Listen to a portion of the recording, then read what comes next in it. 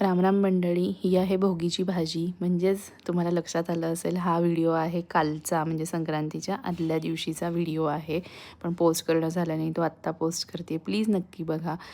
मी सोलापुरात राहते. सोलापुरात ह्याला भोगीची भाजी, गरगट्टा भाजी असं म्हणतात. मिष्टी काही ती भाजी खाणार नाही म्हणून तिला बॅकअप प्लॅन म्हणून भेंडीची भाजी करून दिली होती. माझा हात लचकला आहे, त्यामुळे ती मला पॉन्ड्स पावडर लावत आहे. इथं मिहिरला मी असं रेडी केलं होतं, कारण त्याला मला शूट करायचं होतं. ही त्याची तयारी चालू होती. मग नंतर बाजरीची भाकरी, लोणी, गरगट्टा भाजी असं खाऊन मस्त सगळ्यांनी ताव मारला आणि वामकुक्षी घेतली. नंतर सगळे झोपले दुपारचं आणि मी जरा आवरावरी करत होते घरात. हे पार्सल रिसीव्ह झालं आहे मिष्टी आणि मिहिरच्या बोरन्हाण्याला. हे ड्रेस घालणार आहे मी. त्या दोघांनाही सेम ड्रेस मागवलेत, फक्त पॅटर्न्स वेगळे वेगळे आहेत.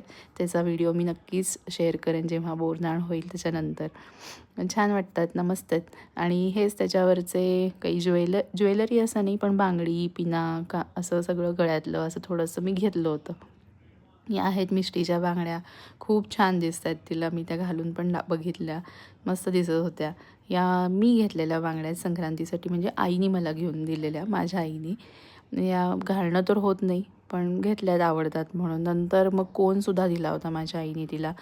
तो मग आता त्याची मेहंदी काढणं चाललं होतं. मला खरं तर जायचं होतं माझ्या आईकडे संध्याकाळी 6-6:30 वाजता, आणि मिष्टीने हा 5 वाजताच कोन काढून दिला. मला म्हणाली, मेहंदी काढ आता मला. म्हणलं ठीक आहे, पण हे 10 मिनटाच्या वर काही राहत नाही. मग नंतर पतंग, चंद्र, सूर्य, तारे सगळं, आणि दुसऱ्या हातावरती छान डिझाईन काढून देते म्हटलं तर पोपट हवा होता, मे तोता हवा होता असं तिला. असं मिष्टीला छान रेडी केलं. मग आईकडे गेलो.